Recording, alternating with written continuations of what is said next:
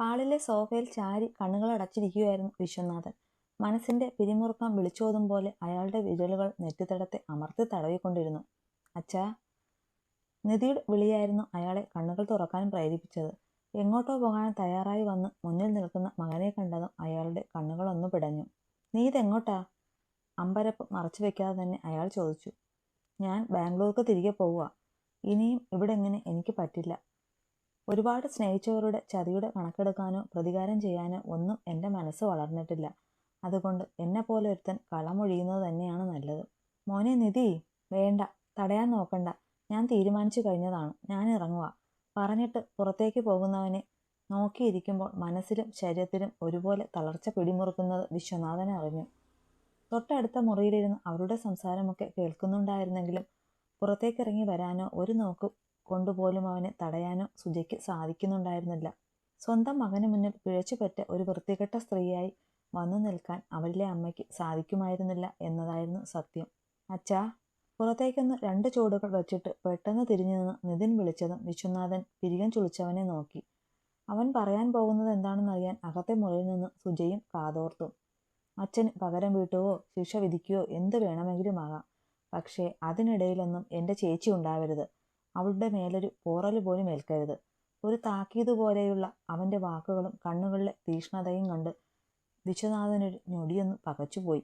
നിധി. പക്ഷേ അവൾ. വേണ്ടച്ച. നിതാര എൻ്റെ കൂടെ പറപ്പല്ല എന്നെനിക്ക് കേൾക്കണ്ട. ആരുടെ ബീജത്തിൽ നിന്ന് ജന്മമെടുത്താലും അവൾ ഇന്ന് വരെ എൻ്റെ സഹോദരിയായിരുന്നു. ഇനിയും അതങ്ങനെ മതി. അങ്ങനെയേ ആകാൻ പാടുള്ളൂ. ശിക്ഷ അർഹിക്കുന്നവർക്ക് കൊടുക്കാം. പക്ഷേ അതിലൊരിക്കലും എൻ്റെ പെങ്ങളുണ്ടാവാൻ പാടില്ല. ഉണ്ടായാൽ ഞാനത് സഹിച്ചെന്നും വരില്ല. പറഞ്ഞിട്ട് കാറ്റുപോലെ പുറത്തേക്ക് പോകുന്നവനെ നോക്കി തറഞ്ഞു നിൽക്കുകയായിരുന്നു വിശ്വനാഥനെങ്കിൽ സന്തോഷം കൊണ്ട് ഹൃദയം പൊട്ടിപ്പോകുന്ന അവസ്ഥയിലായിരുന്നു സുജ. അവൻ്റെ ആ വാക്കുകൾ ഹൃദയത്തിൽ മാറ്റലി കൊള്ളുമ്പോൾ അവരുടെ സന്തോഷം കൊണ്ട് നെഞ്ച് വിങ്ങി.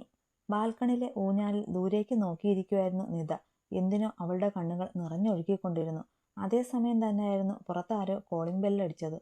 തൻ്റേത് മാത്രമായൊരു ലോകത്തേക്ക് ഒതുങ്ങിക്കൂടിയിരിക്കുമ്പോൾ ആ ശാന്തതയിലേക്ക് ആരോ ഇടിച്ചു കയറി വരും പോലെ വല്ലാത്തൊരു അസ്വസ്ഥത തോന്നിയെങ്കിലും അവൾ പതിയെ എണീറ്റ് ചെന്ന് മുഖമൊക്കെയൊന്ന് കഴുകിയിട്ട് വാതിലിനരികിലേക്ക് നടന്നു.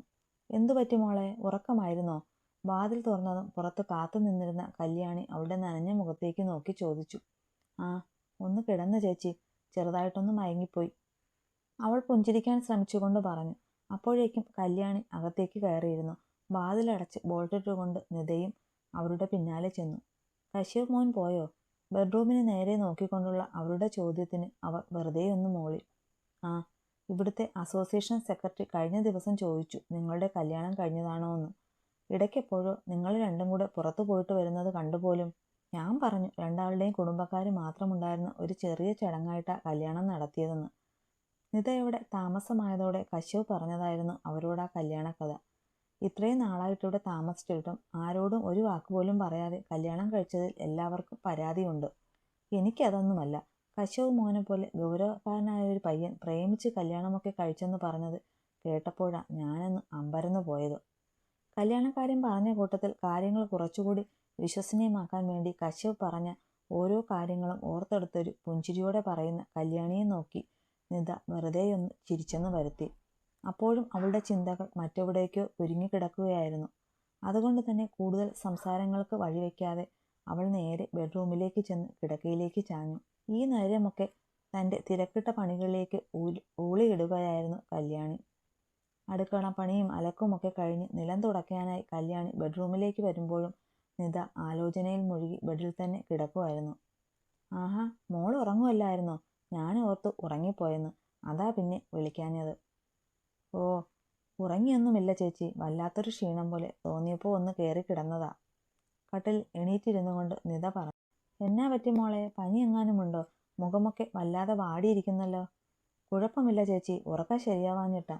ആ, അത് പിന്നെ അങ്ങനെയല്ലേ വരൂ. കല്യാണം കഴിഞ്ഞിട്ടല്ലേ ഉള്ളൂ. ഉറക്കമൊക്കെ കണക്കാ. നാണത്തോട് ചിരിച്ചുകൊണ്ടുള്ള കല്യാണിയുടെ പറച്ചിൽ കേട്ടപ്പോഴായിരുന്നു അവരവിടെ വരെ ചിന്തിച്ചു കൂട്ടിയെന്നതിനെക്കുറിച്ച് അവൾക്കൊരു ബോധമുണ്ടായത്. അല്ല ചേച്ചി, കശ്യപിനും ആൻറ്റിക്കുമൊപ്പം ഈ ഫോട്ടോയിലുള്ളതാരാ? ആ വിഷയം മാറ്റാനും ദിവസങ്ങളായുള്ള തൻ്റെ സംശയം ദൂരീകരിക്കാനും അതൊരവസരമായാണെന്ന് തോന്നിയതും ചുവരിലെ ഫോട്ടോ ചൂണ്ടി നിത ചോദിച്ചു. ആ, ഇത്രയും നാളും പ്രേമിച്ച് നടന്നിട്ടും ഇപ്പോൾ കല്യാണം കഴിഞ്ഞിട്ടും കെട്ടിയോന്റെ കാര്യങ്ങളെക്കുറിച്ച് വലിയ ധാരണയൊന്നുമില്ലയോ? കല്യാണിയുടെ ചോദ്യത്തിന് മൗനമായി ശിരസ് കുനിച്ച് നിൽക്കാൻ മാത്രമേ നിതയ്ക്കാകുമായിരുന്നുള്ളൂ. ഞാൻ ചുമ്മാ പറഞ്ഞതാ മോളെ. ഇത് സിദ്ധുക്കുഞ്ഞ്, കശ്യപ് മോൻ്റെ ചെറിയമ്മ ഉമയുടെ മോനാ.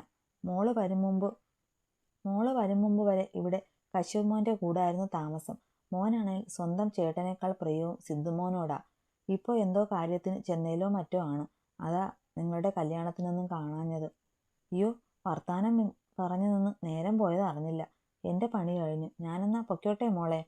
ക്ലോക്കിലേക്ക് നോക്കിയതും സമയം 4 കണ്ട് കല്യാണി വേഗം പുറത്തേക്ക് ഓടി. അതൊന്നും ശ്രദ്ധിക്കാതെ നിത ബെഡിലേക്ക് തന്നെ ഇരുന്നു. കശ്യപ് അന്ന് കുറച്ച് നേരത്തെ ആയിരുന്നു. അവൻ വന്നതോ കയ്യിലെ സ്പെയർ കീ വെച്ച് ഡോർ തുറന്നകത്തേക്ക് കയറിയതോ ഒന്നും ബാൽക്കണിയിൽ ആകാശം നോക്കി നിന്നിരുന്ന നിതയെ അറിഞ്ഞത് കൂടിയില്ലായിരുന്നു. താൻ ഫ്രഷായി ഇറങ്ങിയിട്ടും അതൊന്നും അറിയാതെ ദൂരേക്ക് നോക്കി നിൽക്കുന്നവളെ കണ്ട് കശ്യപ് ഒരു പുഞ്ചിരിയോടെ അവൾക്കരികിലേക്ക് ചെന്നു. ഹലോ ഭാര്യയെ, ഈ ലോകത്തൊന്നുമല്ലേ?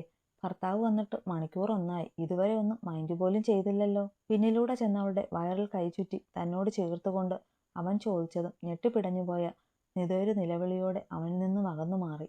ഓർക്കാപ്പുറത്തുള്ള അവൻ്റെ ആ പ്രവൃത്തിയിൽ അത്രമേൽ ഭയന്നു പോയിരുന്ന അവൾ ദേഷ്യം കൊണ്ട് അടിമുറി വിറയ്ക്കുകയായിരുന്നു അപ്പോൾ. തനിക്ക് ഭ്രാന്താണോടോ? പട്ടിയെ തുടലിലിട്ടേക്കുന്നത് പോലെ എന്നെ ഇവിടെ ഇങ്ങനെ തളച്ചിട്ടേക്കുന്നത്? പോരാഞ്ഞിട്ടാണോ ഈ പ്രഹസനങ്ങളും കൂടെ? ദേഷ്യം കൊണ്ട് കണ്ണ് കാണാൻ വയ്യാഞ്ഞിട്ടെന്ന പോലെ അവല അലറുകയായിരുന്നു. എന്തൊക്കെയാ നീ വിളിച്ചു പോകുന്നത് നിതാ?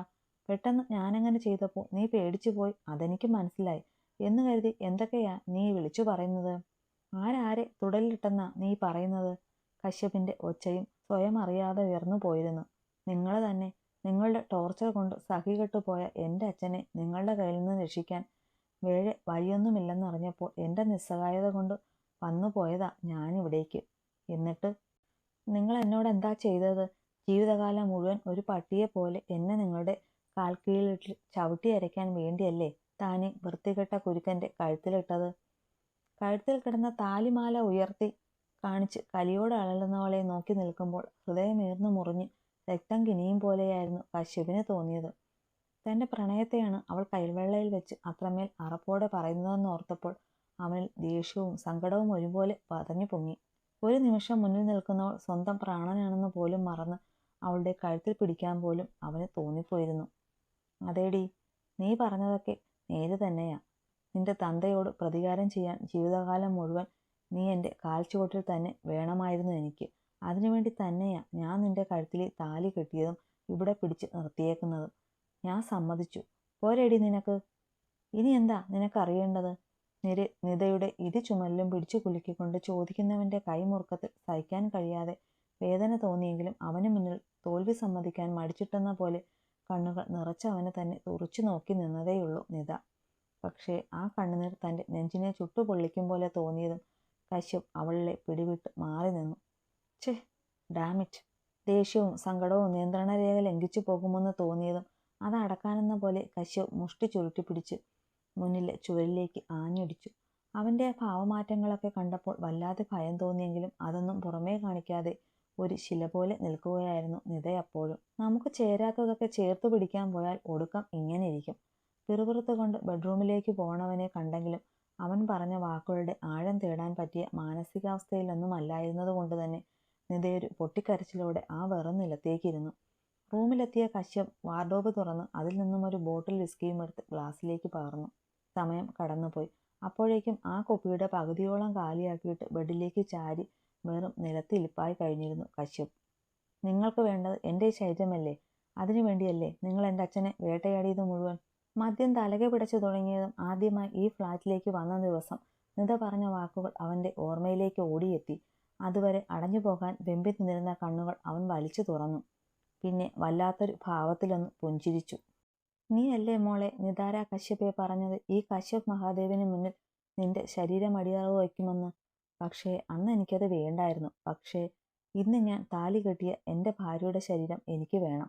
നീ ഇന്ന് പൂർണ്ണമായും ഈ കശ്യപ് മഹാദേവനെ അറിയാൻ പോവുക മിസ്സിസ് നിതാര കശ്യപ്.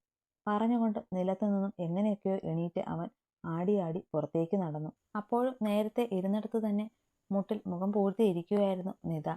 അവളെ നോക്കി വശ്യമായി പുഞ്ചിരിച്ചുകൊണ്ട് കശ്യപ് അവൾക്കരികിലേക്ക് ചെന്നു. തൊട്ടരികിൽ അവന്റെ സാന്നിധ്യം അറിഞ്ഞതും മുഖമുയർത്തി നോക്കിയ ആ പെണ്ണവന്റെ ഭാവം കണ്ട് ഞെട്ടിപ്പിടഞ്ഞ് എഴുന്നേറ്റു. ആ, അങ്ങനെ അങ്ങ് പോയാലോ ഭാര്യയെ?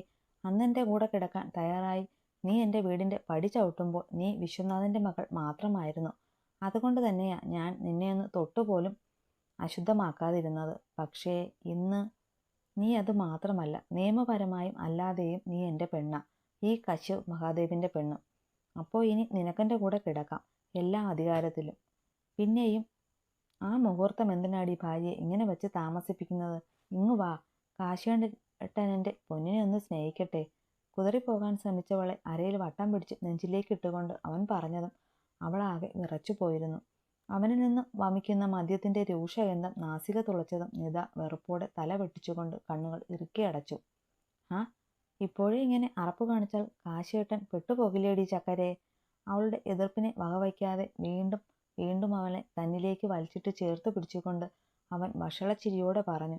അവൻ്റെ ആ ഭാവങ്ങളും തന്നെ കീഴ്പ്പെടുത്താൻ പോന്ന കൈക്കരുത്തുമെല്ലാം അവളിലെ പെണ്ണിനെ വല്ലാതെ ഭയപ്പെടുത്തുന്നുണ്ടായിരുന്നു. അതുകൊണ്ട് തന്നെ അവൻ്റെ കൈക്കുള്ളിൽ ഞെരിഞ്ഞുകൊണ്ടിരുന്ന നിതയുടെ ഉടലാകെ വല്ലാതെ വിറച്ചിരുന്നു. എന്നെ ഒന്നും ചെയ്യരുത് പ്ലീസ്. അവനിൽ നിന്ന് കുതറി മാറാനായി വീണ്ടും വീണ്ടും ശ്രമിച്ചുകൊണ്ട് തന്നെ ഇടറിയ സ്വരത്തിൽ അവൾ പറഞ്ഞു. നീ എന്നോടിങ്ങനെ അപേക്ഷിക്കരുത് നിത. നിന്റെ സ്ഥാനത്ത് വേറെ ആരായിരുന്നെങ്കിലും അതെനിക്കൊരു ഹരമായിരുന്നേനെ. പക്ഷേ നിന്റെ കണ്ണ് നിറയുന്നത് എനിക്ക് സഹിക്കില്ല. കാരണം എന്താണെന്നറിയോ നിനക്ക്? ഒരു കൈകൊണ്ട് അവളെ ചേർത്ത് നിർത്തി മറു കൈകൊണ്ട് അവളുടെ തുടുത്ത അതരങ്ങളെ അമർത്തി തടവിക്കൊണ്ടായിരുന്നു അവൻ്റെ ചോദ്യം. നനഞ്ഞ കണ്ണുകൾ വിടർത്തി അവൻ്റെ കണ്ണുകളിലേക്ക് നോക്കിയതല്ലാതെ നിത ഒരക്ഷരം പോലും മിണ്ടുന്നുണ്ടായിരുന്നില്ല. കാരണം ഒന്നേയുള്ളൂ നിത, നിന്റെ മുന്നിൽ നിൽക്കുന്ന ഈ ഞാൻ ആദ്യമായും അവസാനമായും പ്രണയിച്ചത് നിന്നെയാണ്, നിന്നെ മാത്രം. നീ കരുതുന്നത് പോലെ നിന്റെ തന്തയില്ലേ വിശ്വനാഥൻ, അവനോട് പ്രതികാരം ചെയ്യാനൊന്നുമല്ല ഞാൻ നിന്റെ കഴുത്തിൽ താലി കെട്ടിയത്. നിന്നെ എനിക്ക് ഇഷ്ടമായത് തന്നെയാ. നീ വിശ്വസിച്ചാലും ഇല്ലെങ്കിലും ഒന്നുകൂടി ഞാൻ പറയാം. നിന്റെ തന്ത നിന്നെ പറഞ്ഞ് വിശ്വസിപ്പിച്ചതുപോലെ ഞാൻ അയാളോട് നിന്റെ ശരീരത്തിന് വില പറഞ്ഞിട്ടുമില്ല. അവനെ പോലൊരു നെറികെട്ടവനോട് പ്രതികാരം ചെയ്യാൻ വേണ്ടി ഒരു പെണ്ണിന്റെ ഉടലിനെ ചവച്ചു തുപ്പാൻ മാത്രം ചെറ്റയല്ല ഈ കശ്യപ് മഹാദേവ്. എന്നെ ഒന്ന് വിശ്വസിക്കടി. തന്നെ കെട്ടിപ്പിടിച്ചുകൊണ്ട് തോളിലേക്ക് മുഖം ചേർത്ത് നിന്ന് പുലമ്പുന്നവനെ നോക്കി നിൽക്കെ നിതയൊന്ന് അമ്പരന്നു പോയിരുന്നു. പക്ഷേ പെടുന്നനെ അവളിൽ അവനോടുള്ള വെറുപ്പ് വന്നു നിറഞ്ഞു. ഞൊടിയിട കൊണ്ട് അവനെ അവൾ പിന്നിലേക്ക് തള്ളി മാറ്റിയിരുന്നു. ശക്തമായ തള്ളലിൽ ആഘാതത്തിൽ പിന്നിലേക്ക് ആഞ്ഞുപോയ കശ്യപ് അവൻ്റെ പിന്നിലെ സോഫയിലേക്ക് മലർന്നു വീണുപോയിരുന്നു. നിങ്ങൾക്ക് നാണമില്ലേ എൻ്റെ മുന്നിൽ നിന്നിങ്ങനെ അഭിനയിക്കാൻ? എൻ്റെ ശരീരത്തിൽ നിന്ന് ജീവന്റെ അവസാന കണികയും വേർപെടും വരെ വിശ്വനാഥൻ്റെ മകൾ നിതാര നിങ്ങളെ വിശ്വസിക്കില്ല. എനിക്ക് വെറുപ്പാ നിങ്ങളെ. പിന്നെന്താ നിങ്ങൾ പറഞ്ഞത്? എന്നെ സ്നേഹിക്കുന്നെന്നോ? ആ വാക്കിൻ്റെ അർത്ഥം അറിയുമോ തനിക്ക്? ഒരു പെണ്ണിന്റെ നിസ്സഹായത ചൂഷണം ചെയ്തവളെ ഒരു തടവ് പുള്ളിയെപ്പോലെ അടച്ചിട്ട് കഴുത്തിൽ താലി കെട്ടിയതും പോരാഞ്ഞിട്ടൊടുവിൽ ഭീഷണിപ്പെടുത്തി രജിസ്റ്റർ മാരേജ് ചെയ്യുന്നതാണോ താൻ പറയുന്ന സ്നേഹം? സമനില തെറ്റിയവളെ പോലെ അലറുന്നവളെ നോക്കി അവൾക്ക് പറയാനുള്ളതെല്ലാം പറഞ്ഞു തീർക്കട്ടെ എന്ന മട്ടിൽ ഇരിക്കുകയായിരുന്നു ആ നേരമൊക്കെ കശ്യപ്. എന്നാ താൻ കേട്ടോ, ഇത്രയുമൊക്കെ ചെയ്തു കൂട്ടിയ തന്നെ സ്നേഹിക്കാൻ എനിക്ക് ജന്മം കഴിയില്ല. വെറുപ്പാ എനിക്ക് നിങ്ങളോട് മാത്രമല്ല എല്ലാവരോടും. എന്നെ ഇത്രയും വലിയൊരു ദുരിതക്കയത്തിലേക്ക് തള്ളിയിട്ട ഈശ്വരനോട് പോലും എനിക്ക് വെറുപ്പാ. അത്രയും പറഞ്ഞപ്പോഴേക്ക് നിലവിട്ട് പൊട്ടിക്കരഞ്ഞു പോയിരുന്നു അവൾ. ചി, നിർത്തടി. കുറേ നേരമായല്ലോ നീ കിടന്ന് ചിലയ്ക്കുന്നു. നിനക്കെന്തോന്ന് ദുരിതമാടി ഇവിടെ ഉള്ളത്? സഹി കെട്ടതുപോലെ സോഫയിൽ നിന്ന് ചാടി എണീറ്റവളുടെ ഇടം കൈ മുറുകെ പിടിച്ചുകൊണ്ട് അലറുകയായിരുന്നു കശ്യപ്. കയ്യിലെറിഞ്ഞ വേദന കൂടിയായപ്പോൾ അവളുടെ കണ്ണുകൾ ഒന്നുകൂടി ശക്തിയിൽ പെയ്തു പോയിരുന്നു. എന്താടി, നിന്റെ നാവ് ഇറങ്ങിപ്പോയോ? പറയടി. കല്യാണം കഴിഞ്ഞ അന്നു മുതൽ ഞാൻ കാണുക നിന്റെ മോന്തയുടെ കനം. സർവ്വസമയവും ഇങ്ങനെ കണ്ണീരുമൊഴുക്കി മോന്തയെ വീർപ്പിച്ചിരിക്കാൻ വേണ്ടി എന്ത് പ്രശ്നമാടി നിനക്കുള്ളത്? നിന്റെ തന്തയ നെറുകെട്ടവൻ ചത്തോ? ചേട്ടനെയും മനസ്സിലിട്ട് അനിയന്റെ താലിയും കഴുത്തിലണിഞ്ഞ് നടക്കുന്നിടത്തോളം വലുതല്ലടോ താനീ പറഞ്ഞതൊന്നും. കണ്ണുകൾ ഇറുക്കി അടച്ചുകൊണ്ട് അവൾ വിളിച്ചു പറഞ്ഞത് കേൾക്കെ ഒരു വേള താൻ കേട്ടതിലെന്തെങ്കിലും തെറ്റുപറ്റിയോ എന്ന സംശയത്തിലായിരുന്നു കശ്യപ്. എന്താ നീ പറഞ്ഞത്? നിന്റെ നാവിറങ്ങിപ്പോയോ? ഒന്നുകൂടെ പറയടി നീ ആ പറഞ്ഞത്. നിങ്ങളുടെ ചേട്ടൻ പാർത്ഥിവ് മഹാദേവനെ മനസ്സിൽ കൊണ്ട് നടന്നവളെയാണ് നിങ്ങളീ ബലമായി താലി കെട്ടി സ്വന്തമാക്കിയതെന്ന് തന്നെയാ കശ്യപ് ഞാൻ പറഞ്ഞത്. ഒരു നിമിഷം അവളുടെ വാക്കുകൾ തകർന്നറിഞ്ഞു പോയിരുന്നു കശ്യപ്. അവൻ്റെ കണ്ണുകൾ നേറിപ്പുകഞ്ഞു. നെഞ്ചിലേത് ഭാരം കയറ്റി വെച്ചിട്ടെന്ന പോലെ ശ്വാസം വിലങ്ങി. ഹൃദയം മുറിഞ്ഞ് രക്തം വാർന്നൊഴുകും പോലെ തോന്നിയതും അവൻ ദയനീയമായി അവളെ നോക്കി. അവളെപ്പോഴും അകലത്തേതോ ബിന്ദുവിലേക്ക് കണ്ണും നട്ടങ്ങനെ നിൽക്കുകയായിരുന്നു. ഇനിയും അങ്ങനെ നോക്കി നിൽക്കാൻ കഴിയില്ലെന്ന് തോന്നിയതും അവനകത്തേക്ക് പാഞ്ഞു. ഉള്ളിൻ്റെ ഉള്ളിൽ അടക്കി വെച്ചിരുന്നതൊക്കെയും പെയ്തൊഴിച്ച ആശ്വാസത്തിൽ നിതയൊരു തളർച്ചയോടെ സോഫയിലേക്കിരുന്നു.